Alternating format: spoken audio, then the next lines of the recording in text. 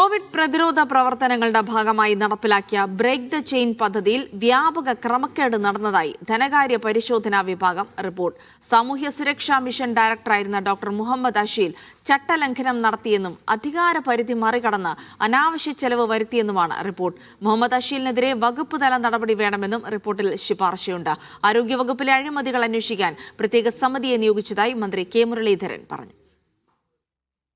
Break the chain പദ്ധതിയിൽ ക്രമക്കേടെന്ന് ആദ്യം കണ്ടെത്തിയത് അക്കൗണ്ട് ജനറലിന്റെ റിപ്പോർട്ടിലാണ്. അന്നത്തെ സാമൂഹ്യ സുരക്ഷാ മിഷൻ എക്സിക്യൂട്ടീവ് ഡയറക്ടറായിരുന്ന ഡോക്ടർ മുഹമ്മദ് അഷീൽ അധികാര പരിധി മറികടന്ന് അനാവശ്യ ചെലവ് വരുത്തിവെച്ചെന്നും അന്വേഷണം നടത്തണമെന്നുമായിരുന്നു അക്കൗണ്ട് ജനറലിന്റെ റിപ്പോർട്ട്. പിന്നാലെ 2022 അന്നത്തെ മന്ത്രി കൂടി പങ്കെടുത്ത ഗവേണിംഗ് ബോഡി യോഗം പരിശോധനയ്ക്ക് തീരുമാനമെടുത്തു. ധനകാര്യ പരിശോധനാ വിഭാഗം സമർപ്പിച്ച റിപ്പോർട്ടിലാണ് വീഴ്ചകൾ അക്കമിട്ട് നിരത്തുന്നത്. സർക്കാരിന്റെ മുൻകൂർ അനുമതിയില്ലാതെയും ടെൻഡർ നടപടികൾ പാലിക്കാതെയുമാണ് പദ്ധതി നടപ്പിലാക്കിയത്. പദ്ധതി നടപ്പിലാക്കിയ ശേഷവും സർക്കാരിൽ നിന്ന് സാധൂകരണം വാങ്ങിയില്ല. ജില്ലാ കോർഡിനേറ്റർമാർക്ക് 44.63 ലക്ഷം രൂപ അഡ്വാൻസ് നൽകിയതിൽ നടപടിക്രമങ്ങൾ പാലിച്ചില്ല. KSSM കോൺഫറൻസ് ഹാൾ നവീകരിച്ചതിലും ക്രമക്കേട് നടന്നതായും റിപ്പോർട്ടിൽ പറയുന്നു. ഇക്കാര്യങ്ങളിൽ ഡോക്ടർ അഷീലിൽ നിന്ന് രേഖാമൂലം വിശദീകരണം ആരാഞ്ഞിരുന്നു. എന്നാൽ ഇത് തൃപ്തികരമല്ലെന്നും ധനകാര്യ പരിശോധനാ വിഭാഗം. ഡോക്ടർ മുഹമ്മദ് അഷീലിനെതിരെ വകുപ്പുതല നടപടിക്കും റിപ്പോർട്ടിൽ ശുപാർശയുണ്ട്. കഴിഞ്ഞ LDF സർക്കാരുകളുടെ കാലത്ത് ആരോഗ്യവകുപ്പിൽ നടന്ന അഴിമതികൾ അന്വേഷിക്കാൻ 3 അംഗ സമിതിയെ നിയോഗിച്ചെന്നും 3 ആഴ്ചയ്ക്കുള്ളിൽ റിപ്പോർട്ട് സമർപ്പിക്കാൻ നിർദ്ദേശം നൽകിയതായും മന്ത്രി കെ മുരളീധരൻ പറഞ്ഞു.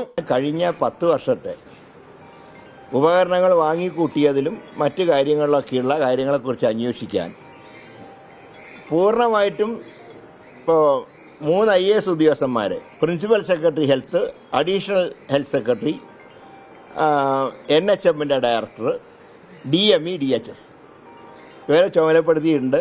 അവർ 2 ആഴ്ചയ്ക്ക് റിപ്പോർട്ട് തരാമെന്ന് പറഞ്ഞിട്ടുണ്ട്. നോക്കാം, നമുക്ക് കിട്ടും. രണ്ടാം LDF സർക്കാരിന്റെ കാലത്ത് സാമൂഹ്യ സുരക്ഷാ മിഷൻ എക്സിക്യൂട്ടീവ് ഡയറക്ടർ സ്ഥാനത്ത് നിന്ന് നീക്കിയ മുഹമ്മദ് അഷീൽ നിലവിൽ WHO സേവന രംഗത്ത് പ്രവർത്തിക്കുകയാണ്. മീഡിയ 1 തിരുവനന്തപുരം.